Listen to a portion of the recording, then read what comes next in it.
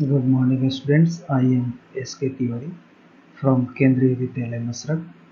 Today I am going to teach you class 9 mathematics of chapter polynomials continuing part 4. Students, in our earlier classes we have already learned about the polynomials, its definitions and different terms as for the degrees containing the polynomials, types of the polynomials and different types of the polynomials which are having the different degrees as named linear polynomial, quadratic polynomial, cubic polynomial and biquadratic polynomial. Students, we have also learned the factor and the remainder theorem. Today we will learn about the division logarithms and we can prove the remainder theorem also. In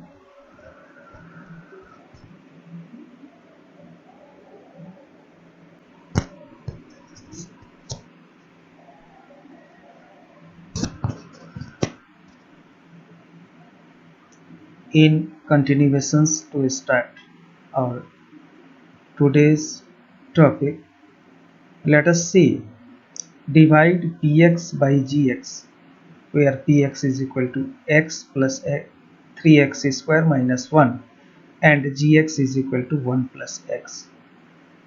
We carry out the process of division by means of the following steps. First steps, the dividend x plus 3x square plus minus 1 and the divisor x plus 1 in the standard form, that is after arranging the terms in the descending order of their degrees. So the dividend will become as 3x square plus x minus 1 and divisor will be x plus 1. In step 2, divide the first term of the dividend by the first term of the divisor, that is we divide 3x square by x and get 3x. This gives us the first term of the quotient. In step 3, we multiply the divisor by the first term of the coefficient and subtract this product from the dividend, that is we multiply x plus 1 by 3x and subtract the product 3x square plus 3x from the dividend, 3x square plus x minus 1. This gives us the remainder as minus 2x minus 1. In step 4, we treat the remainder minus 2x minus 1 as the new dividend. The divisor remains the same. We repeat step 2 to get the next term of the quotient, that is we divide the first term minus 2x of the new dividend by the first term x of the divisor and obtained minus 2. Thus minus 2 is the second term in the quotient. So we obtained as 3x minus 2 as the quotient. Now in step 5, we multiplied the divisor by the second term of the quotient and subtract the product from the dividend, that is we multiply x plus 1 by x minus 2 and subtract the product minus 2x minus 2 from the dividend. We obtained as minus 2x minus 1. This gives us 1 as the remainder. This process continues till the remainder is 0 or degree of the new dividend is less than the degree of the divisor. At this stage, this new dividend becomes the remainder and the sum of the quotients gives us the whole quotient. In step 6, the quotient in full is 3x minus 2 and the remainder is 1. Let us look at what we have done in the process above as a whole, that is 3x square plus x minus 1 divided by x plus 1 we can get down as 3x minus 2. The whole process have been shown. On such conditions we can say that 3x square plus x minus 1 can be written as x plus 1 into 3x minus 2 plus 1, that is dividend is equal to divisor into quotient plus remainder. In general, if px and gx are two polynomials such that degree of px is greater than or equal to degree of gx and gx not equal to 0, then we can find polynomials qx and rx such that px is equal to gx into qx plus rx, where rx is equal to 0 or degree of rx is less than degree of gx. Here we say that px divided by gx gives qx as quotient and rx as remainder. In the example above, the divisor was a linear polynomial. In such a situation, let us see if there is any link between the remainder and certain values of the dividend. That is, in px we can write 3x square plus x minus 1. If we replace x by minus 1, we have polynomial of minus 1 is equal to 3 into minus 1 for the whole square plus minus 1, that is resultant will be 1.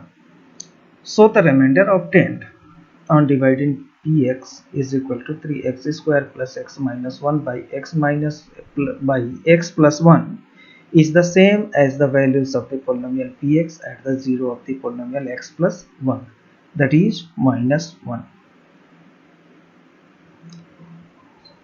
Next, you see the example. Divide the polynomial 3x power 4 minus 4x cube minus 3x minus 1 by x minus 1. By the long division, we can obtain as quotient 3x cube minus x square minus x minus 4.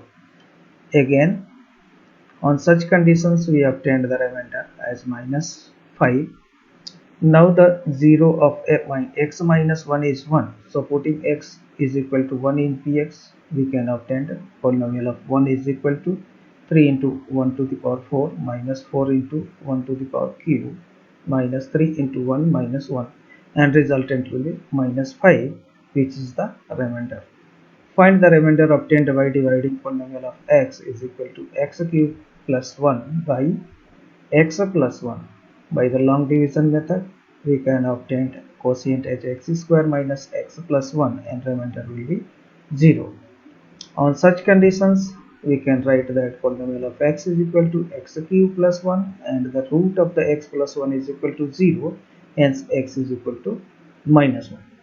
So polynomial of minus 1 is equal to minus 1 ka the whole cube plus 1, that is resultant will be 0, which is equal to the remainder obtained by actual division. On such a case, we can prove the remainder theorem also. And one question is, find the remainder when x to the power 4 plus x cube minus 2x square plus x plus 1 divided by x minus 1. So polynomial of x has given x to the power 4 plus x cube minus 2x square plus x plus 1, and the zeros of x minus 1 is 1. So on such cases, polynomial of 1 can be obtained, that is 1 to the power 4 plus 1 to the power cube minus 2 into 1 square plus 1 plus 1, that is 2. Why the remainder theorem? 2 is the remainder when x power 4 plus x cube minus 2x square plus x plus 1 is divided by x minus 1. Like the same, you can see the several examples and you can also find the remainder. I think you can solve the question related with exercise 2.3 and factorization of the polynomial, and we can prove the factor theorem also. One example related with the factor theorem, that is, examine whether x plus 2 is factor of x cube plus 3x square plus 5x plus 6 and of 2x plus 4. That is 0 of x plus 2 is minus 2. Let polynomial of x is equal to x cube plus 3x square plus 5x plus 6. So polynomial of minus 2 can be obtained minus 2 ka the whole cube plus 3 into minus 2 ka square plus 5 into minus 2 plus 6, and finally resultant can be obtained as 0. So by that factor theorem, x plus 2 is factor of x cube plus 3x square plus 5x plus 6. One question is, find the value of k if x minus 1 is factor of 4x cube plus 3x square minus 4x plus k. as x minus 1 is factor of polynomial of x is equal to 4x cube plus 3x square minus 4x plus k. So polynomial of 1 is equal to 0, hence polynomial of 1 is equal to 4 into 1 to the power cube plus 3 into 1 square minus 4 into 1 plus k. So k will be obtained as minus 3. So by using this factor theorem to factorize some polynomials of degree 2 and 3, you are already know with the factorization of quadratic polynomial like x square plus lx plus m, you had factorized it by splitting the middle term lx is equal to ax plus bx so that ab is equal to m. Then x square plus lx plus m is equal to x plus a into x plus b. We shall now try to factorize quadratic polynomials of the type ax square bx plus c, where a not equal to 0 and a, b, c are constant. So ax square bx plus c by splitting the middle term is as follows. Let its factor be px plus q and rx plus s. Then x square bx plus c is equal to px plus q into rx plus s, pr into x square plus ps plus qr multiply x plus qs. Comparing the coefficients of x square, we get a is equal to pr. Similarly, comparing the coefficient of x, we get b is equal to ps plus qr, and on comparing the constant terms, we get c is equal to qs.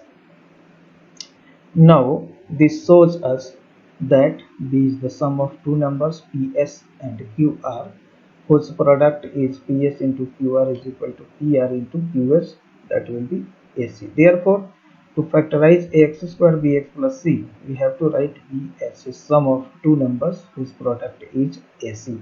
This will be clear from one example. You factorize 6x square plus 17x plus 5 by splitting the middle term and by using the factor theorem.